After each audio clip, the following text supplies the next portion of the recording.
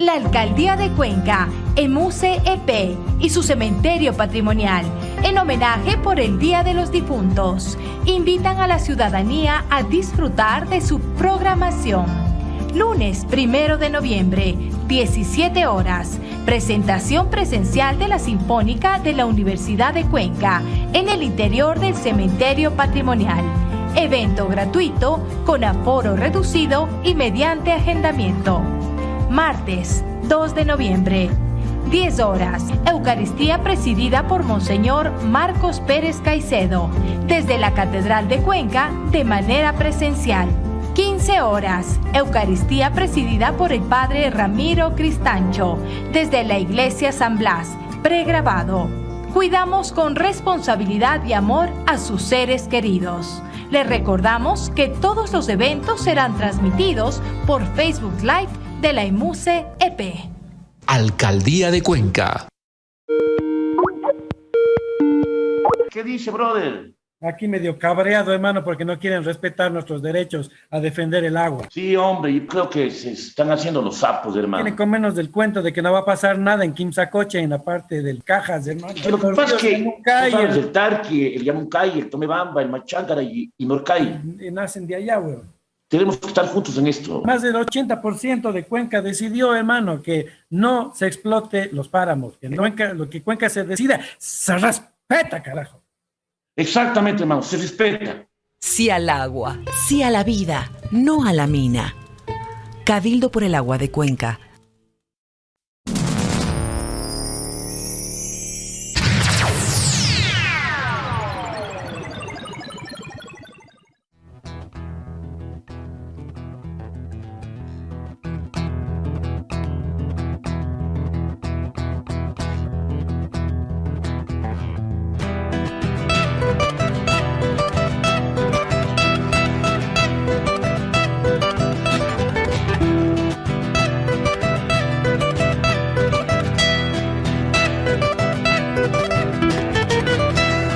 Agua, compañeros, vamos juntos a regar nuestras tierras, nuestros cielos con la lucha y la verdad. Somos agua, compañeros, vamos juntos a sembrar la conciencia de los pueblos y amor por la libertad.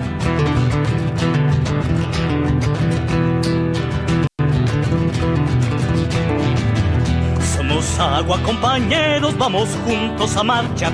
Inundaremos las ciudades con ríos de dignidad.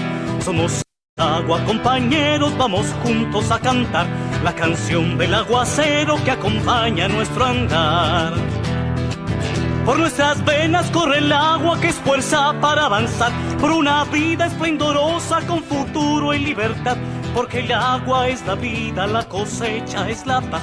Porque el agua es la vida, la cosecha es la paz. Hola, qué gusto poder saludarles nuevamente.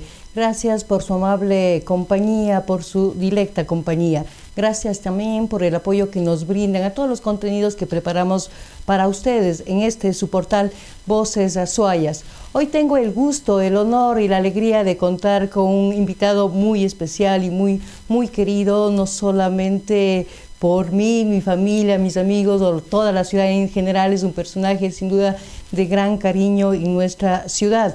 Es un hombre que desde muy pequeño ha transitado desde el mundo de las artes, de la ciencia, de la medicina, de la filosofía. Él es médico, es psiquiatra, es psicólogo, es antropólogo, es pedagogo, es filósofo. Tiene un sentido de humor impresionante, y si tuviera que presentarle al doctor Gustavo Vega Delgado tendríamos que hacer no solamente un programa, sino una serie de programas para hablar sobre el devenir de quien ha dejado honda huella en algunas generaciones. Doctor Gustavo Vega es formador de formadores, y qué más oportuno que en este momento el título de su última obra en torno a la universidad y aquellos capítulos que se le olvidaron al doctor Carlos Cueva Tamariz. Gracias, doctor, por estar en este portal Voces Azuayas, en este programa en el que se le respeta y se le aprecia muchísimo además. y realmente, como digo, presentarle a ustedes una historia infinita realmente, porque ha transitado por los campos de la medicina andina, de la medicina psiquiátrica, tiene varios posgrados, varios doctorados, en fin, realmente es un placer y un honor para nosotros. Pero a propósito del último libro, lo que me da curiosidad, podría decir a los amigos y a las amigas que nos escuchan de lo que se trata el tema y de lo que va contando el libro, pero realmente después de hojear con H, más allá de las 400 páginas que componen esta última publicación del doctor Gustavo, y de hojear sin H todos los caminos y todos los mundos a través de los cuales él se ha ido formando, ha ido reflexionando, ha ido construyendo su prolífero pensamiento, su sensible humanidad. Es poco, me da mucha curiosidad comenzar esta entrevista precisamente por estos detalles, preguntándole al doctor cómo concibió esta obra en que hay de todo un poco y sin embargo, a pesar que la universidad termina siendo el eje que dinamiza este libro, toca todo. Es decir, realmente la universidad del universo, digamos, porque es infinito lo que usted hace. Mi primera pregunta, doctor, ¿cómo concibió esta obra? Porque sabemos que fue a partir de una experiencia muy interesante de la pandemia. Anita, es un privilegio para mí, una larga amistad contigo y, por cierto, felicitarte por el profesionalismo y todo el pundonor de comunicadora en torno a tu programa. Encantado de estar en Voces Azuayas.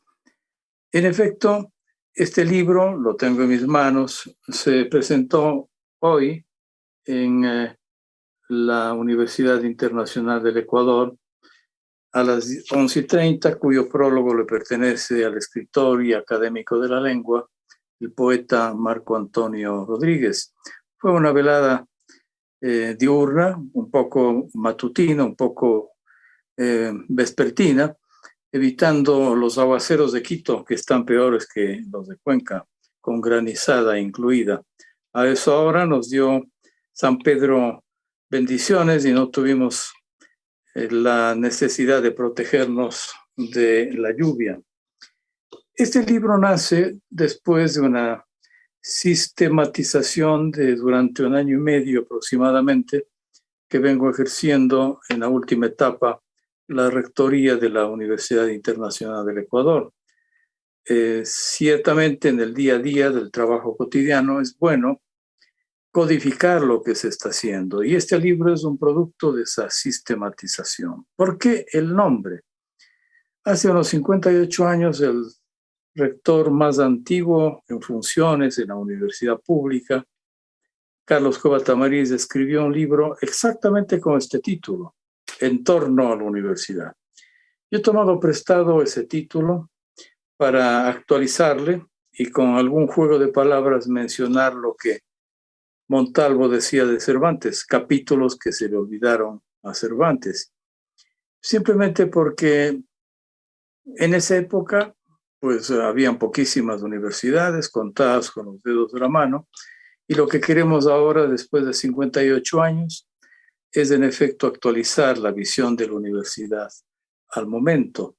Carlos Cueva fue un personaje, director y profesor de escuela elemental en la Luis Cordero. Además, fue profesor y rector de un colegio y finalmente profesor y rector de la universidad, candidato a presidente de la República, presidente de la Casa de la Cultura Ecuatoriana y, claro, sobre todo, un gran ser humano, un hombre de una sencillez, bueno como el pan. Y, sin embargo, una figura egregia de la historia de la educación general, no solo universitaria. Pocas personas se dan el lujo de tener en su hoja de vida el profesorado en escuela elemental, colegio y universidad. En efecto, se trata de un libro de trabajo en torno a la universidad, la circunstancia que le rodea, la cultura, la ciencia, la innovación, la vida cotidiana, el diálogo con los estudiantes, todo lo que significa el mundo de la universidad. Universitas, como tú decías muy bien, Esa es una traducción semántica de la genealogía de la palabra universidad.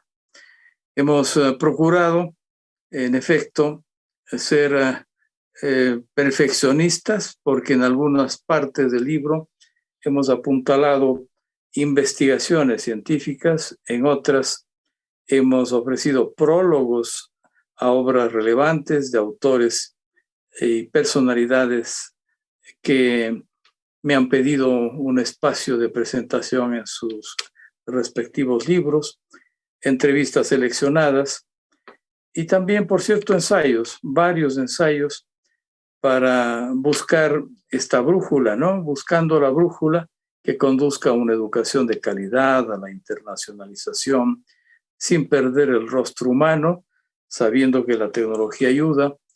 Tecnología y humanismo no pueden estar en litigio, tienen que buscar un joint venture, una armonía, para que una universidad tenga el vuelo, las alas necesarias para volar. Estoy muy grato, la respuesta ha sido óptima. Voy a presentarlo también con la anuencia de la rectora de la Universidad de Cuenca, María Augusta Hermida, en la Universidad de Cuenca, posiblemente el 19 de noviembre, al día siguiente de lo que se tiene planificado inaugurar el campus Balsay para las ciencias técnicas. Presentaré el libro el 21 de noviembre en Loja, porque la UID tiene una sede de extensión en Loja de larga data, y el 25 lo estaré presentando en Guayaquil, en la sede de la UID en Guayaquil, dado que se trata de tener acceso a difundir un pensamiento para que se abra el debate, las tesis que lejos de ser dogmáticas abren un espectro de relativización y en una constante búsqueda de la verdad para ser menos peligrosamente buscadores de una verdad absoluta. Es una forma de debatir los temas que son ahora palpitantes en torno a lo que significa la historia de la universidad. Cuando se necesita pensamiento que nos evite llegar a los totalitarismos y al dogmatismo que realmente podrían causarnos gran daño social, doctor. Yo siempre pienso que atrás de la producción de los libros, usted nos cuenta que hace 1 año y medio vienen haciendo el trabajo editorial de recopilación, de corrección, me imagino la selección de todo el material que se está publicando, que se ha presentado hoy ya y que va a ser presentado en nuestra ciudad y también en Loja. ¿Cómo es posible? ¿Cómo es que se tomó la decisión de comenzar por un tema tan interesante y siempre va a causar polémica, el tema de la relación entre España y América? ¿Por qué comenzar desde ahí una reflexión que gira en torno a la universidad y que, sin embargo, es como, digamos, en la experiencia editorial que algo tengo, podría ser, digamos, polémica la entrada, doctor? ¿Cómo escogieron?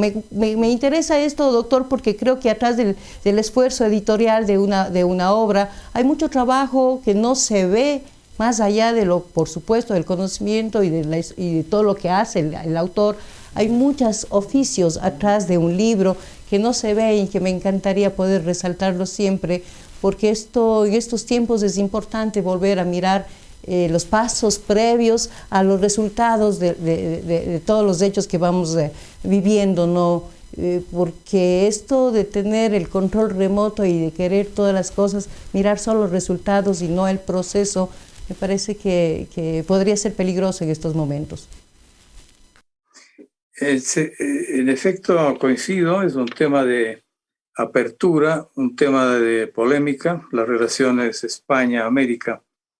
Siempre hay que saber que pues Ana Belén y José Manuel, en una canción muy difundida y muy sentida, España camisa blanca, dice una parte de su versificación: a veces madre, siempre madrastra. Machado, por otro lado, en un verso corto dice: españolito que a este mundo viniste, no te olvides que al alguna de las dos Españas te partirá el alma. España siempre es un mundo conflictivo para América Latina, también para las Filipinas y las excolonias. Sin duda, el pasado es agridulce. Hay una obra muy linda de Pablo Neruda, el premio Nobel chileno, cuando en una oda al lenguaje, a la lengua castellana, hace relación a la ambivalencia de lo que significa la cruz y la espada con la que colonizaron previa conquista a las Américas, y a la vez hace referencia a la pasión que significa la lengua castellana, ¿no? Siempre en la oda a la imprenta, Pablo Neruda exalta la belleza de la lengua castellana. Por alguna serendipia extraña de la historia, el mismísimo día que murió Miguel de Cervantes, murió también William Shakespeare. Por eso ese día se lo llevó a los cánones internacionales como el Día Internacional del Libro. Por tanto, sin duda, la lengua castellana nos une, es parte de la matriz. Yo diría que inclusive la riqueza de las lenguas aborígenes, de estos saberes ancestrales a lo largo de las Américas, puso más de la mitad de las voces híbridas entre español y lenguas vernáculas para enriquecer la lengua castellana. Quilcana es una de ellas, que consta en una serie de varios artículos en la primera parte de mi libro, porque quilcana quiere decir en quichua escribir. Los quilcacamayos eran los sabios mundo andino que escribían. Y eso es, en definitiva, la sabiduría ancestral. Los quilcacamayos eran verdaderos sabios que manejaban los quipus. Las quipotecas eran verdaderas bibliotecas andinas, sobre todo en este caso, que penosamente por una visión de ignorancia del conquistador, pues se dedicaron a perseguirlas. Cayeron en la hoguera las quiputecas y muy pocas fueron salvadas en el tiempo nefasto de la llamada Casa de las Idolatrías. Pero claro, esos son los agridulces del pasado de América, en este caso respecto de España. Pero son otras épocas y los efluvios de la tensión del pasado han devenido en una alianza estratégica formidable. Por ejemplo, la mitad de los premios Nobel de literatura de los premios Nobel en lengua castellana son de América Latina y la otra mitad son de la península ibérica. Y creo yo que es otro el momento como para vivir un tiempo de globalidad, sin embargo, tampoco de neocolonialidad. Estamos en un salto cuántico, cualitativo, hacia una línea de interculturalidad, de multiculturalismo, pero de igual a igual. Ya no pueden caber procesos de neocolonialismo a esta altura. Mira, tú, Anita, que el último premio Nobel de literatura se da a un escritor de Tanzania, que sin embargo se formó en Inglaterra y a la vez aporta en sus estudios con voces muy fuertes respecto de la liberación que debía Tanzania tener de sus conquistadores. Son cánticos en favor de la descolonización. Eso es lo que prima ahora. Así es que sí, son temas difíciles. Por cierto, la tensión histórica con España tiene muchas raíces, pero al tiempo que hubo persecutores, recuerda tú que tenemos un Bartolomé de las Casas que salió en defensa de los indios. Es uno de los dominicos de gran fuerza para las Américas. Claro, se le ha acusado de que por defender a los indios importó, utilizaré esta palabra dura, importó corrientes migratorias africanas, justificó la esclavitud africana. Pero eso es parte del debate. Hay un sacerdote luminoso en México, tú y yo que vivimos en México buena parte de nuestros tiempos previos, pues en Michoacán, en Pátzcuaro, pues este sabio religioso Vasco de Quiroga tuvo la visión de captar el talento de los indígenas de Santa Clara del Cobre, de Tzintzuntzan, de Pátzcuaro, de Uruapan, de todo el mundo michoacano, y formó, o más bien perfeccionó las habilidades innatas de los indígenas purépechas para dar un salto cualitativo a las artesanías de Michoacán. Cada pueblito se especializa en cosas distintas. Es una maravilla. Yo diría que en buena parte de noviembre, doctor, este 2 de noviembre, a propósito de todos los lugares, qué grato poder, además vamos a transmitir el programa 2 de noviembre, entonces qué grato poder traernos desde el corazón y la piel a esos pueblos que creo que a mí personalmente me cambiaron toda la óptica de lo que era la vida y la muerte, y de alguna forma también me hicieron regresar a ver mis raíces, porque todo el proceso del 2 de noviembre aquí es un recuento de la vida y la muerte y del renacer y la continuidad de la vida, porque justamente viene el tiempo de las lluvias en octubre, cuando se siembra, cuando la semilla va al fondo, al oscuro, a donde nace la vida, y resurge justo a partir del Día de Difuntos, o sea, la continuidad de la vida y la muerte que a veces las miradas occidentales no nos permiten ver más allá de las formas. Pues es un recuerdo muy cálido y muy cierto. Recuerda tú que las flores amarillas intensas del Día de Muertos se llama Cempasúchil, porque en náhuatl Xochitl es flor, Sempa son los muertos, la flor de muerto. En el viejo decir de los mexicanos, no hay que dejar morir a nuestros muertitos, y les van a dar canciones en el Pero fíjese que cementerio. por acá escuché un refrán que dice: los muertos muertos están y los vivos ¿cuándo carajo despertarán? Ah, buena frase, buena frase. Buena frase, ¿verdad? Mira que Amado Nervo dice: los muertos mandan, porque cuando uno tiene un muerto en la familia siempre se pregunta ¿qué le gustaría a mi padre, a mi madre, a mi hijo cuando la fatídica parca ha retirado de la vida física a un hijo, a un padre, a un ser querido? Uno se pregunta ¿qué le hubiera gustado? Los muertos mandan, dice Amado Nervo, y ciertamente es un referente de la vida a la muerte. Simplemente es la otra cara de la moneda, es la complementariedad de la vida. Y por cierto, quienes creen en la trascendencia, como los pueblos originarios de América lo creen, esa trascendencia a otra vida simplemente les da la fuerza para honrar a los muertos en el camino hacia el más allá. Bueno, son riquezas culturales que hay que recrearlas y honrarlas, y yo pienso que precisamente por eso es importante el hecho de que no dejemos de ver para la universidad moderna los saberes culturales, la antropología cultural, el mito, el rito, el símbolo, porque de lo contrario sería una simple tecnología. Hay que buscar el lenguaje oculto, subterráneo y maravillosamente, yo diría, metamorfoseado, que a veces la pura realidad de la vida universitaria nos obliga a ser inmediatistas. Hay que mirar las costuras de la vida universitaria, porque educación superior sin cultura es como un coloso con pies de barro. La cultura le da las raíces, el sostén, la fuerza para proyectarse con trascendencia.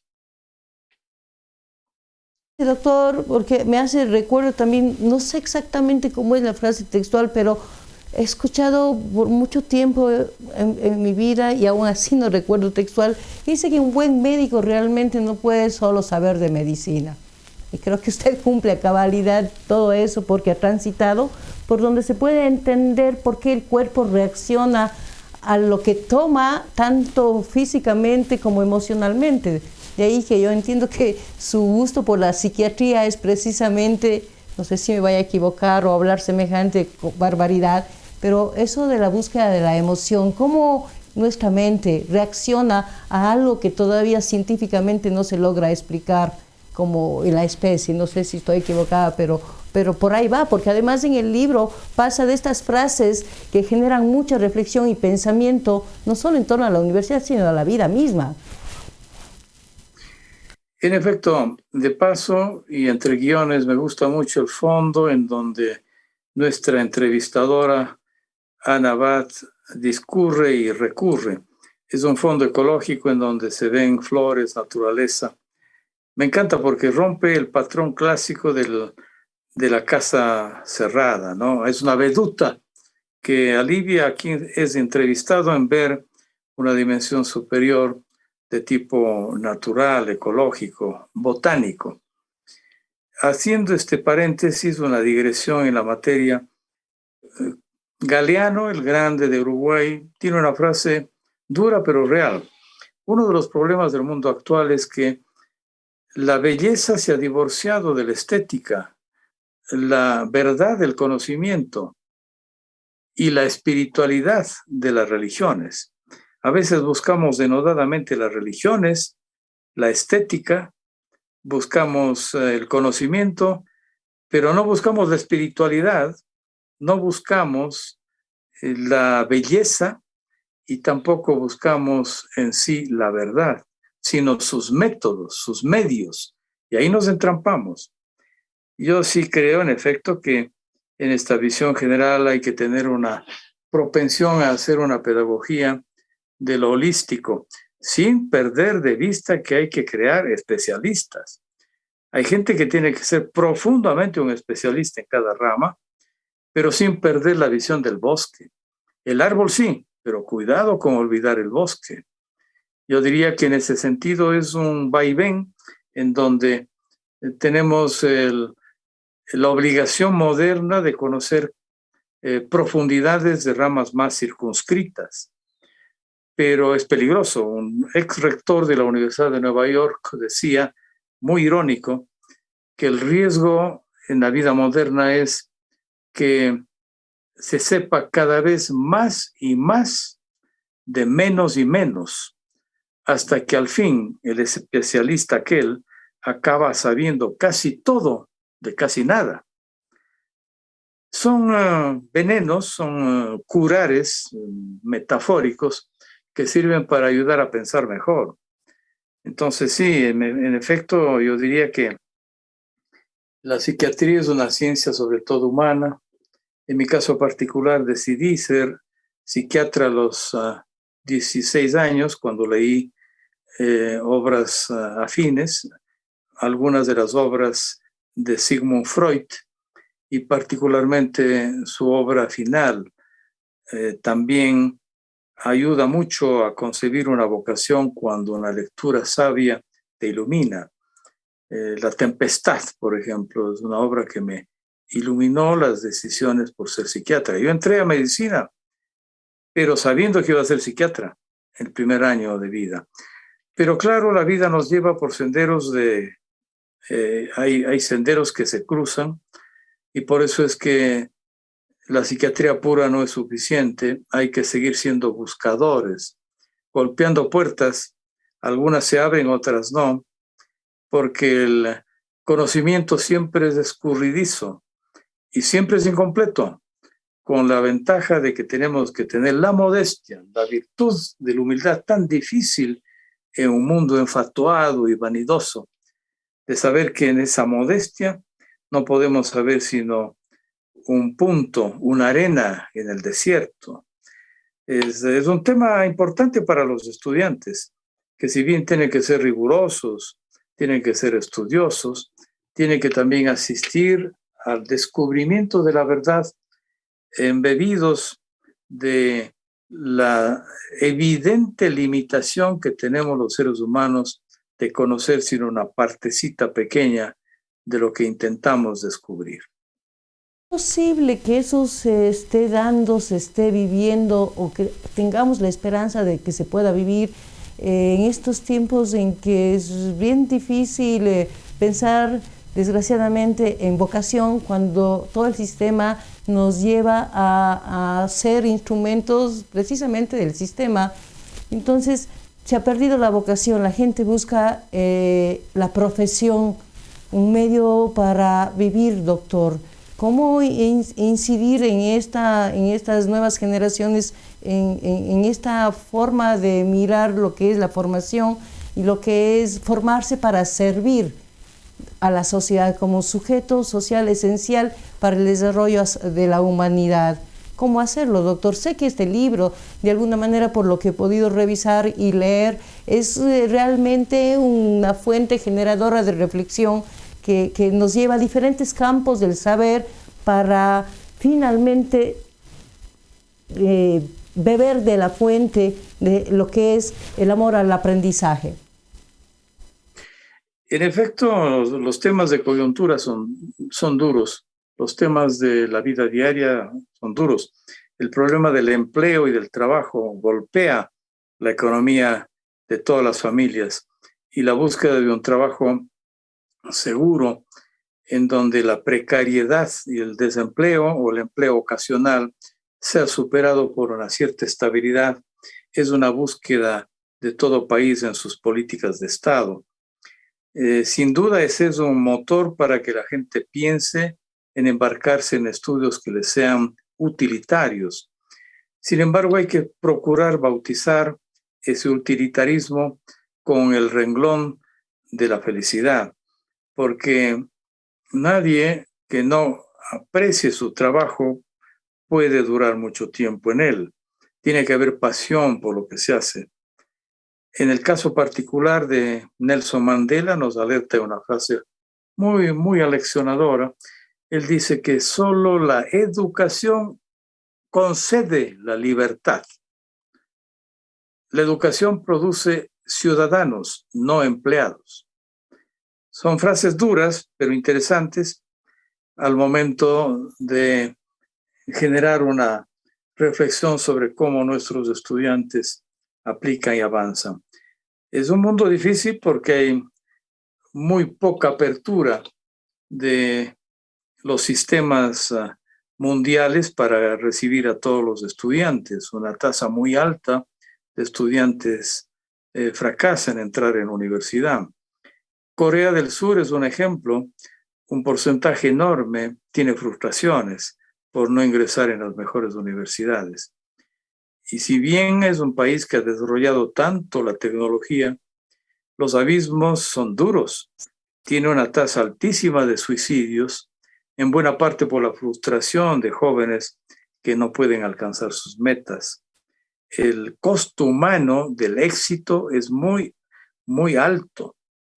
Y yo creo que es importante tratar de buscar los puntos nodales de cada país. Mira tú que en el caso ecuatoriano es el segundo país a la cola en la tasa de desnutrición infantil. Horroroso. El segundo país menos nutrido en los niños de América Latina. Michelle Bachelet, cuando era ministra de Salud, no logró, pero sí cuando presidenta, la política del huevo diario para los estudiantes de escuela, para los niños. La albúmina y la globulina, ricas materias proteicas en el huevo, de por sí previene la desnutrición. Rodrigo Fierro Benítez, un héroe de la salud pública, según la OMS, logró poner como política de Estado que en la sal se ponga yodo para evitar otra enfermedad nutricional, el bocio endémico, propio de los páramos. Y yo diría que con políticas de Estado como esas se logran tener accesos muy exitosos. Cuando existía el Instituto Leopoldo Izquieta Pérez de Guayaquil, este instituto logró hacer infinidad de vacunas y pudo prevenir la difteria, el tétanos, la tos ferina, la poliomielitis, la propia viruela, que ahora está prácticamente extinta. Se declaró la muerte de la viruela, ya no hay más. Ojalá no nos equivoquemos y algún rato resucite. Prácticamente la poliomielitis está también extinta como enfermedad. Pero hay otras que no podemos extinguirla. La tuberculosis sigue matando gente. Es una enfermedad terrible. Entonces yo diría que cada país tiene que tener un perfil de prioridades y saber qué puede hacerse. Hoy día apenas hemos pasado revista de unos pocos nudos críticos que tenemos en el Ecuador en esta materia. Pero sí, yo diría que volviendo a la universidad, Ortega y Gasset lo decía, la universidad es la conciencia crítica de la sociedad. En el caso de Pérez, el ibarreño rector de la Universidad Central hablaba de universidad ultrajada. Por cierto que en el caso de Hernán Malo habló de la sede de la razón y de la universidad perversa contra el establishment. Pero ahora más que nunca la universidad tiene que ser un acompañante de los procesos, dejar el enfatuamiento vanidoso de que es una especie de cúpula del conocimiento, tiene que ser un acompañante de los procesos. Sin duda que la investigación científica tiene que ser mucho más reforzada en la Universidad Ecuatoriana. La universidad sabe que la investigación científica es muy costosa, pero tiene que estar en el andarivel para hacerlo, porque es la linterna de minero que finalmente ilumina el túnel. La investigación permite no repetir y provocar innovaciones. La innovación hace a un país. Te pongo un ejemplo. La compañía Kodak en Rochester, New York, era la compañía líder en el mundo en fotografía. Kodak, Eastman, Kodak, era una alianza. Pero se resistió a incorporar la fotografía digital. Y la Kodak en pocos años se extinguió. Ya no existe Kodak por la objeción a innovar. Entonces, Charles Darwin en el mundo de la biología decía que las especies biológicas más exitosas son las que cambian, las que producen la aceptación del cambio. Haciendo un traslape a manera de ciencia comparada, igual, los cambios son esenciales, las innovaciones son indispensables para retroalimentar el proceso de ciencia y tecnología. Por eso es que creemos que en la universidad hay tanto que hacer y no es solamente cuestión de reformar una ley. Tenemos que cambiar la mentalidad. No solamente es un problema jurídico. Como bien dice usted, la universidad debería ser la acompañante de los procesos de formación, porque dado el acceso que tenemos a la información, realmente tiene que ser la compañía, el tamiz que permita saber con qué criterio estoy tomando esto que me puede servir en mi formación y que lo voy a hacer mío y por tanto lo voy a practicar. Pero para eso necesitamos seres y estudiantes y jóvenes dispuestos, que tengan disciplina y que tengan el espíritu libre, doctor. Es una época difícil, no quiero ser agorera, pero en realidad es posible mirar estos tiempos como, no sé, un revolcón que nos den para vivirlo así. Somos realmente seres suficientemente libres para tomar estos cambios y estos desafíos en nuestra formación. Sí, es cierto. Mira algunos indicadores. En los últimos años, la tasa de homicidios se ha disparado del 7% al 10%. Las cárceles son un infierno. Dante, que festejamos 700 años de su muerte, no se hubiera imaginado en ningún círculo del infierno de su obra cumbre que pues en las cárceles ecuatorianas pase lo que pase. Este país del sol vertical, del verde esmeralda, de la biodiversidad exuberante, también hay otra diversidad, la de los cárteles. Los cárteles se han tomado el Ecuador como los nazis se tomaron Polonia. Está ocupado el país de una lacra tremenda como esa, ¿no? Los indicadores son duros. Por eso es que el mascarón de proa de nuestra barca tiene que enrumbar su norte, su dirección tiene que apuntalar hacia la esperanza.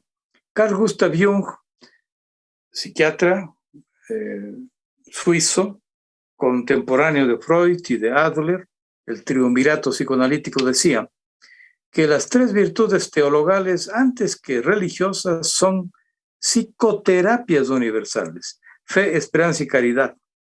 Él lo bautizó la ciencia, lo que antes se pensaba que era dominio de las religiones.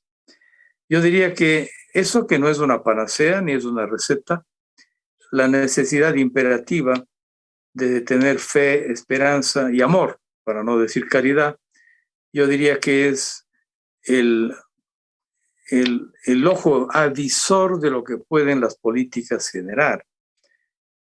Claro está que la educación es clave. Un vendedor de ideas que según el récord Guinness es el más alto en la historia, Ojo Mandino, vendía ideas, no cosas.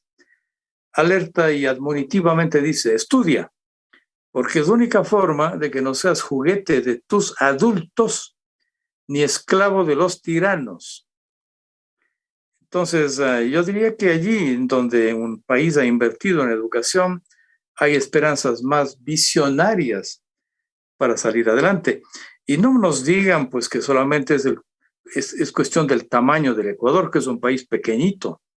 Ahí tenemos Uruguay, que es más pequeño y ha dado un salto cualitativo mejor que el Ecuador. No vamos a comparar con Israel, es otro mundo, pero en cambio su territorio es igual a la provincia de Manabí, pues. Entonces no es cuestión de sentirnos menos, del karma de sentirnos menos. Es cuestión de trabajar con denuedo, como dice Picasso, cito una frase. La inspiración, claro que existe, pues. Existe la inspiración, pero que te encuentre trabajando. De esta manera, amigos y amigos, pasamos de un tema a otro con el doctor alrededor realmente de toda la universidad, porque en realidad es ahí la fuente del aprendizaje, es ahí la fuente del encuentro y de la renovación de los conocimientos, de la profundización de los conocimientos. Y realmente este libro, que creo que lo voy a tener muy cerquita de mi cabecera, porque puedes leerlo de cualquier lado, desde atrás, adelante, seguido, no seguido, ir a las fotografías, que además te da una visión de las publicaciones, de los cuentos, de las tiras cómicas, incluso por ahí, doctor. Me encanta eso. Queremos hacer un pequeño corte ahorita con el doctor para nuestros auspiciantes. Y sin embargo, luego de aquí en adelante, doctor, creo que si algo liga toda su experiencia, creo yo, atreviéndome a decir profesional, es la palabra, es el arte de la palabra, el arte de la expresión, del pensamiento y de las emociones. Y entonces, después de un ratito volvemos y continuamos con usted, doctor, y con nuestros amigos que tienen la amabilidad de esperarnos por un momentito.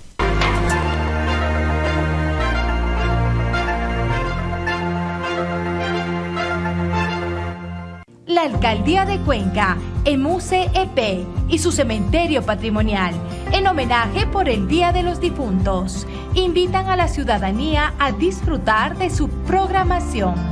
Lunes 1 de noviembre, 17 horas, presentación presencial de la Sinfónica de la Universidad de Cuenca en el interior del cementerio patrimonial. Evento gratuito con aforo reducido y mediante agendamiento.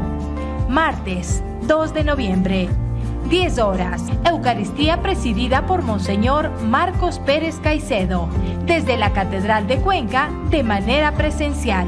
15 horas, Eucaristía presidida por el Padre Ramiro Cristancho, desde la Iglesia San Blas, pregrabado.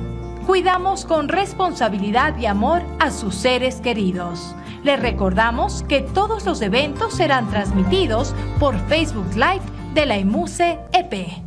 Alcaldía de Cuenca. Volvemos con ustedes, amigos, y este 2 de noviembre con toda esta programación de EMUCE en el Cementerio Municipal de Cuenca, pues es una forma de homenajear también a nuestros seres queridos, nuestros difuntos. Doctor, yo estaba tocando el tema de la palabra porque sin duda es trascendente la posibilidad, la bendición de escuchar, la bendición de hablar, y más aún hablar con palabra fundamentada. ¿Cuánto lee? ¿Cuánto escribe? ¿Cómo hace? ¿De dónde saca tanto tiempo para hacer tantas cosas? El vicio, no hay ninguna virtud, es el vicio. El oficio, para rimar. El oficio está bien.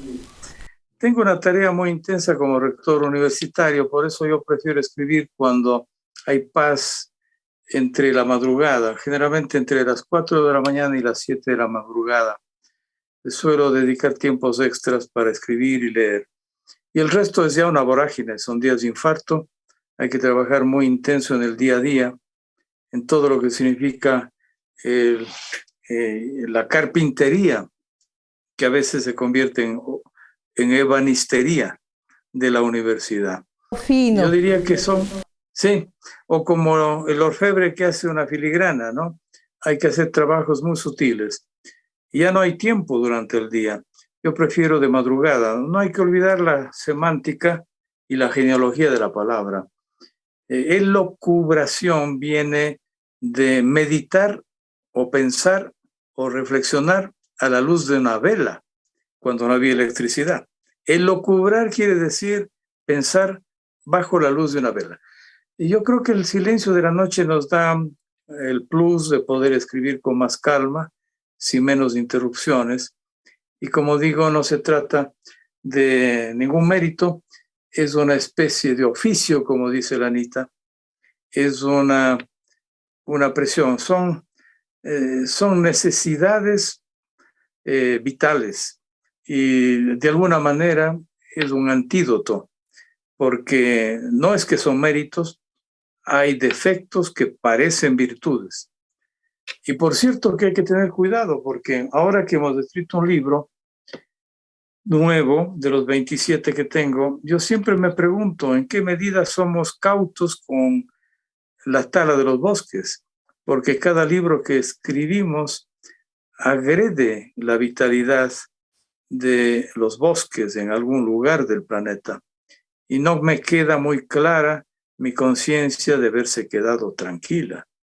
Por tanto, hay que saber, para editores y escritores, todo el límite que supone el no abusar de escribir banalidades.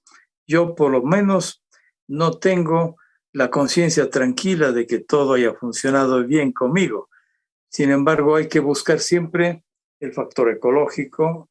No olvidemos que los libros y los árboles tienen una misma fuente, una misma raíz. No en vano, te acordarás tú, en Metepec, cerca de Toluca, en Toluca, en el norte del Distrito Federal, se hacen los árboles de la vida más hermosos, en barro cocido, que tiene América, los árboles de la vida, porque tiene un símil.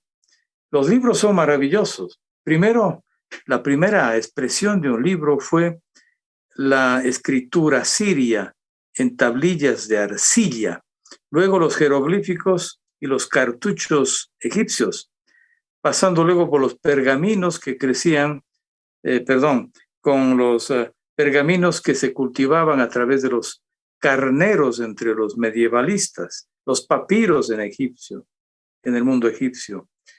Y no hay que desdecirnos, en el mundo andino, los quipus y las quipotecas eran verdaderas bibliotecas que en tiempos de persecución los colonizadores asociaban a la casa de las idolatrías. Y varias quipotecas se salvaron de la hoguera, pero una infinidad de ellas se perdieron. Es como haber prendido fuego a la biblioteca de Alejandría, la más grande del mundo occidental en el actual El Cairo. Y claro, después por los chinos, cuando los chinos en tablillas de madera inventan la imprenta 500 años antes que Gutenberg, cuando los linotipos, el plomo y la imprenta nace oficialmente para Occidente. La palabra, como tú decías, es el símbolo de la especie humana. Pero hay palabras y palabras. La palabra, según San Juan, el más místico de los evangelistas, era el símbolo de lo sagrado. Pero también las palabras al viento son peligrosas porque son hueras, vacías, huecas. La palabra sin contenido es un populismo tan de moda en la demagogia actual. La palabra tiene que tener símbolos profundos y ritos. De lo contrario, se convierte en una herramienta de engaño, una herramienta de estafa, mal usando el concepto supremo de palabra con P mayúscula. Entonces, sí, yo creo que hay varias lecturas sobre la palabra. Hay que cultivar la más sagrada de todas ellas. Es la que permitió al ser humano transitar de prehomínido a hombre y de hombre a Homo sapiens. La palabra y el lenguaje, en definitiva, es el motor de la evolución humana. Pero muy poco se conoce, muy poco se reflexiona. Desgraciadamente, la palabra y el lenguaje en sí mismo han terminado convirtiéndose, o más bien reduciendo la educación a un sistema gramatical de normas ortográficas, etcétera, que realmente ha alejado de la cultura escrita. No somos una sociedad que escribe, no somos una sociedad que lee. Y las grandes dificultades que tenemos para comunicarnos por escrito se ven en la universidad, en altos grados de estudiantes en que las dificultades para redactar su tesis, su investigación, su propio pensamiento, muestra que no tenemos ese contacto o esa reflexión de la palabra. Quizás porque como naturalmente y mecánicamente escuchamos, no apreciamos lo que es el escuchar, el hablar, el silencio. Tienes toda la razón. Te acordarás, hay una canción bellísima de Simon y Garfunkel, dos cantautores norteamericanos, ambos son académicos, que temprano en los años 60 cultivaron la música simbólica, los sonidos del silencio. Gente viendo sin mirarse, gente oyendo sin escucharse, los sonidos del silencio. Y en efecto, oír es un acto mecánico, pero escuchar es un acto atentivo. Uno escucha un ruido, pero uno oye un ruido, pero escucha música. En definitiva, esta búsqueda también de saber escuchar es tan importante, porque el hablar es útil, pero el escuchar es de sabios. Y pienso yo que ese cultivo de saber escuchar es un arte y una ciencia, y es una catarsis en términos de psicoterapia. Por eso es que, en efecto, el tratar de cultivar cada uno de los sentidos en forma singular es importante, cultivar el olfato, cultivar el gusto, sufrir cuando en efecto hay una falta de desarrollo de alguno de ellos. Y por cierto que, mira tú que el sentido del oído es el más maduro al momento de nacer. Los huesecillos del oído ya están osificados, son los únicos. La vista es muy inmadura, recién a los 3 meses algo se ve, a los 5 meses los colores. En cambio, el oído es más maduro, más temprano. Entonces, yo diría que hay que saber vivir la vida buscando accesos múltiples para que no sea solamente el conocimiento que nos ilumine, sino, tú decías hace un momento, la emoción, porque no somos solamente gente dispuesta a conocer, sino gente dispuesta a amar, a padecer con, a trabajar y hacer las cosas, el homo faber. Entonces, lo cognitivo, lo emocional y lo práctico, en lo posible, tiene que cultivar al hombre moderno. Yo recuerdo que los viejos cuencanos, Anita, ya eran sabios. Voy a citar el nombre de la familia Sojos, Jaramillo. Educaban a los hijos haciendo que cada uno tenga una profesión, pero que cada uno también cultive un arte y que cada uno cultive una artesanía. Entonces habían arquitectos, médicos, ingenieros, por decir algo, entre los hijos, pero a la vez el uno tocaba un instrumento, el otro pintaba, el otro hacía de escultor, un arte, el otro era un literato, pero también una artesanía. El uno sabía de zapatería, el otro de carpintería, el otro de plomería. La artesanía nos da mucha sapiencia, porque además trabaja con cosas más elementales y nos baja el orgullo. La artesanía es extraordinariamente cálida. Y a lo mejor no es fácil, pero en la modernidad también debería haber un deporte para que la gente se cultive en forma mejor. También en ese orden de cosas, Emiliano J. Crespo Astudillo, el primer cirujano científico de Cuenca, cultivaba en sus hijos este triple principio: una profesión, un arte, una artesanía. Cosas sabias del pasado que a veces hay que reeditarlas, ¿no es cierto? Y probablemente también a usted le formaron así, porque desde chiquito toca el piano. ¿Cuál es su artesanía? ¿Qué hace con las manos? ¿Cocina? ¿Qué hace? Además de teclear y...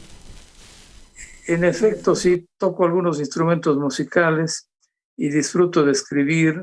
También en la literatura es un arte. Toco el piano, el órgano de pedal, el acordeón, la guitarra, sí, y he compuesto algunas pequeñas obras. El arte, ¿no?, que humaniza mucho.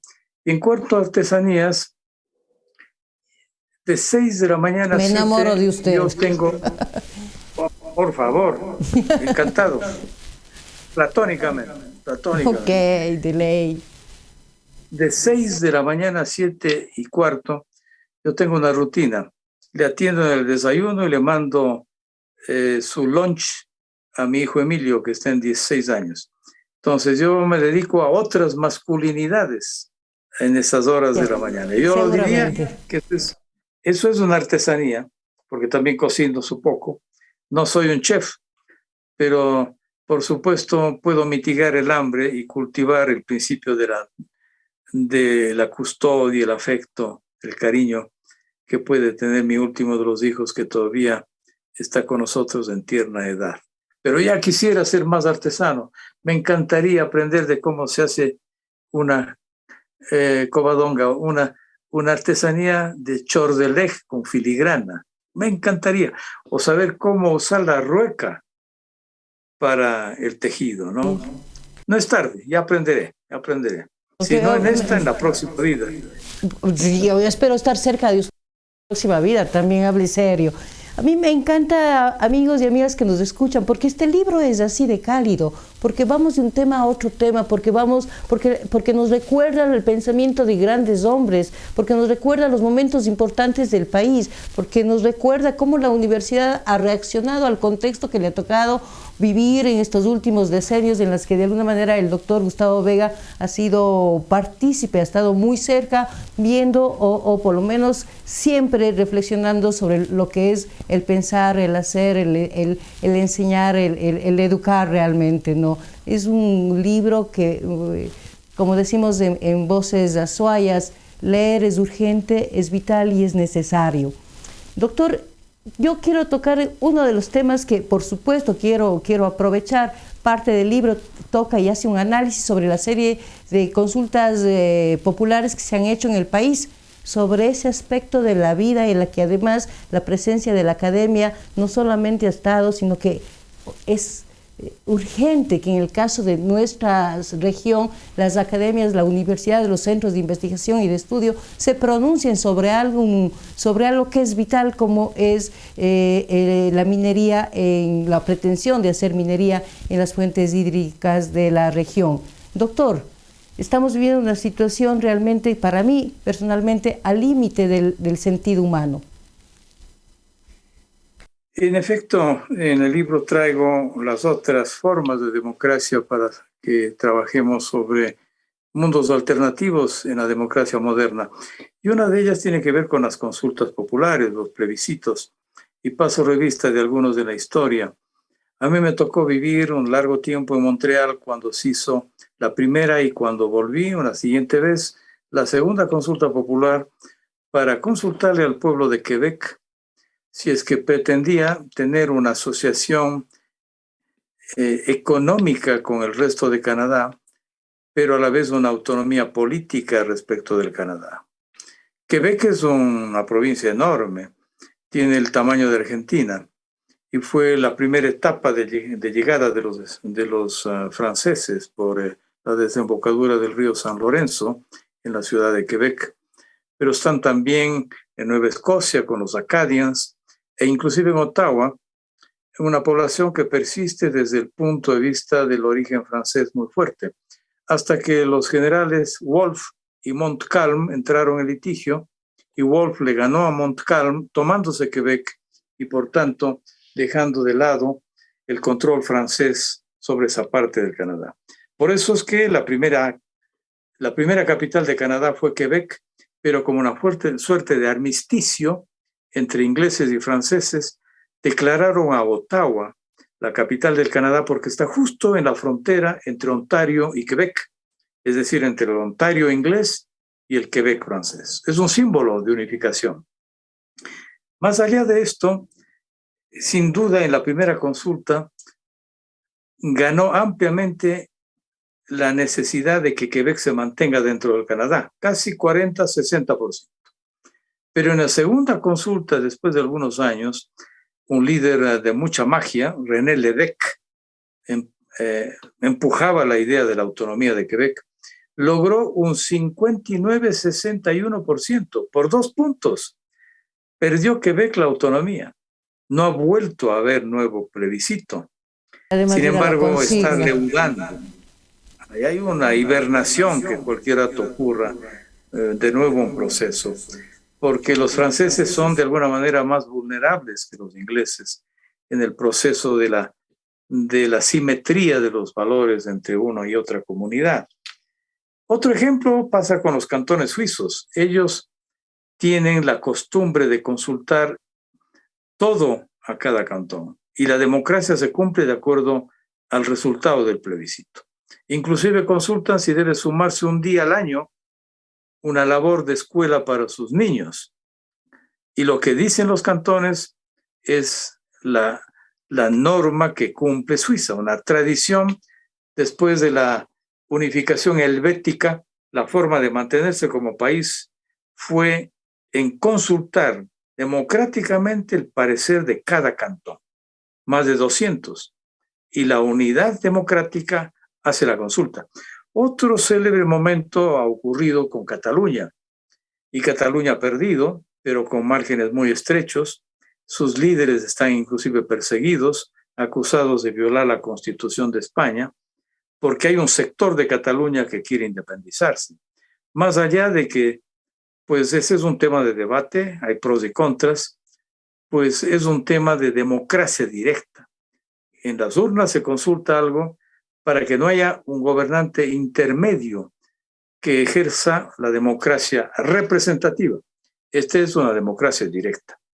Sin embargo, estoy preocupado con lo que realmente se anuncia en Cuenca, que a pesar de que la democracia directa ha dicho sí al agua, pues hay formas y atajos para traicionar la voluntad popular. Eso es muy grave. Por eso es que creemos que los ciudadanos cuencanos, viviendo en Cuenca y en el exilio, estaremos juntos para hacer defender lo que las urnas dijeron respecto del respeto a las fuentes hídricas, en las quimsacochas y otras fuentes de agua, para lo que es parte de la historia de Cuenca. Somos un pueblo que nació de las lagunas del Cajas y el agua ha hecho en definitiva Cuenca. Sin los 4 ríos de Cuenca, Cuenca no existe. Por tanto, hay formas de traicionar la democracia directa. Yo diría que no es, por tanto, una especie de panacea, una cosa bíblica. Hay que seguirle la pista cuando una democracia directa opina para que no sea traicionada con intereses que salen al paso para bloquear la democracia de los pueblos. Quizás son lecturas distintas, pero la democracia ya no puede decir fácilmente qué es el pueblo y qué no es el pueblo. El pueblo se ha diseminado en una cantidad de núcleos diversos y que no es fácil hablar de un grupo homogéneo de lo que es el pueblo. Y esto hace pensar que, sin duda, haya que trabajar en nuevas formas de reinventar y perfeccionar el concepto de la democracia. Si bien es un invento griego, no olvidemos, Anita, que en Grecia no votaban ni los esclavos ni las mujeres. Y en el caso ecuatoriano tampoco votaban aquellos que no tenían propiedad. Muchas veces no votaban los solteros y tampoco los iletrados. Entonces la democracia ha ido perfeccionándose y yo diría que cada vez más hay que ser más incluyentes y no pensar que solamente los grupos dominantes mandan. Una democracia real es cuando prestamos atención a las minorías, defender las minorías, por ejemplo, afroecuatorianas, por ejemplo, indígenas, por ejemplo, de la comunidad gay, lésbica, transexual, por citar ejemplos de minorías. Eso es parte de la madurez de una democracia. Hay mucho que hacer todavía. La democracia se nos escapa entre las manos porque es un proceso de construcción. A Churchill le preguntaban sobre la democracia y decían que la democracia es siempre inconclusa, pero es la menos dañina de las formas de gobierno. Es la menos oscura de las formas de gobierno, con todo lo limitante que significa la democracia. Entonces, sí, las democracias directas son ejemplos históricos que podemos seguir aportando. En el caso de Puerto Rico, por ejemplo, ha habido consultas para que el pueblo de Puerto Rico decida si quiere ser colonia de Estados Unidos, pongámoslo de otra manera, un estado más de Estados Unidos o lograr la independencia. Y ellos han preferido 2 veces en mantenerse en un híbrido que se llama Estado asociado, libre y asociado, así se llama, de Puerto Rico. Después de la lucha de Pedro Albizu Campos, que inclusive fue encarcelado en Estados Unidos por protagonizar pues una pedagogía de la autonomía de Puerto Rico, un intelectual inmenso, Pedro Albizu Campos. A pesar de ello, sigue triunfando este estado híbrido que no es ni independiente ni completamente dependiente de la Unión. Tanto es así que para viajar a Puerto Rico se necesita pasaporte norteamericano. No hay visa para Puerto Rico, sino a través de la visa norteamericana de Estados Unidos. Es un mundo importante, el mundo del Caribe, porque hay muchas contradicciones. Tanta gente valiosa que ha dado Puerto Rico a Norteamérica, pero también hay el racismo de que se sabe de que grupos irregulares de Estados Unidos fueron alimentados por el lumpen de Puerto Rico. Mucho que hablar sobre el tema y por cierto hay debate. Mucho que hablar sobre el tema y mucho que hablar con usted, doctor. Realmente ha sido inmensamente agradecida, inmensamente contentísima. No dejo de sorprenderme siempre lo extraordinariamente maravilloso que es escuchar al doctor y siempre un honor para nosotros. Gracias por su tiempo. Desgraciadamente se nos pasa rapidísimo el tiempo. Me encantaría haber hablado algo más, ojalá algún rato usted ahí como en la madrugada que nos piense en voces azuayas y nos diga: quiero hablar sobre toda la cantidad de experiencias, creo yo, probablemente en muchas ocasiones surrealistas, en el Consejo de Participación, en la representación de las universidades y ahora en este nuevo papel que sin duda estará siendo muy interesante ser rector de la universidad con toda la experiencia que tiene y con todo el bagaje de vida y pues de enseñanza y aprendizaje que está en su camino, doctor. Le agradezco inmensamente, le agradezco sobre todo por la cantidad de obras que sigue escribiendo, espero que siga escribiendo y realmente este librito, mire, tengo todo subrayado porque hay un montón de cosas por donde podríamos comenzar a reflexionar y a enfrentar estos tiempos que realmente creo que requiere que todos nos dispongamos a mediar entre nuestros intereses personales con el interés comunitario. Doctor, muchas gracias. Quisiera sus últimas palabras en esta entrevista. Honrado, Anita, he disfrutado de esta conversación. He disfrutado tanto del placer de conversar con una periodista profesional como de una amiga muy querida de tiempo atrás. Y termino con una de las frases al paso mientras conversábamos.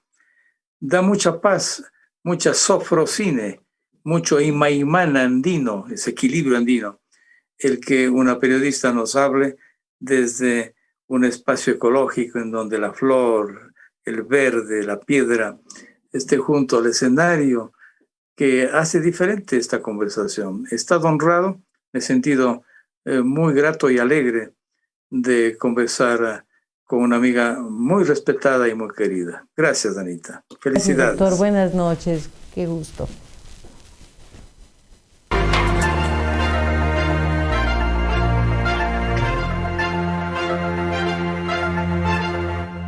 La Alcaldía de Cuenca, EMUCE EP y su cementerio patrimonial, en homenaje por el Día de los Difuntos, invitan a la ciudadanía a disfrutar de su programación. Lunes 1 de noviembre, 17 horas, presentación presencial de la Sinfónica de la Universidad de Cuenca en el interior del cementerio patrimonial. Evento gratuito con aforo reducido y mediante agendamiento. Martes 2 de noviembre, 10 horas, Eucaristía presidida por Monseñor Marcos Pérez Caicedo, desde la Catedral de Cuenca de manera presencial. 15 horas, Eucaristía presidida por el Padre Ramiro Cristancho, desde la Iglesia San Blas, pregrabado. Cuidamos con responsabilidad y amor a sus seres queridos. Les recordamos que todos los eventos serán transmitidos por Facebook Live de la EMUCE EP. Alcaldía de Cuenca. ¿Qué dice, brother? Aquí medio cabreado, hermano, porque no quieren respetar nuestros derechos a defender el agua. Sí, hombre, yo creo que se están haciendo los sapos, hermano. Tienen con menos del cuento de que no va a pasar nada en Quimsacoche, en la parte del Cajas, hermano. Que lo que pasa es que el Tarqui, el Yamuncay, el Tomebamba, el Machácara y Norcay nacen de allá, weón. Tenemos que estar juntos en esto. Más del 80% de Cuenca decidió, hermano, que no se explote los páramos, que lo que Cuenca se decida, se respeta, carajo. Exactamente, hermano, se respeta. Sí al agua, sí a la vida, no a la mina. Cabildo por el agua de Cuenca.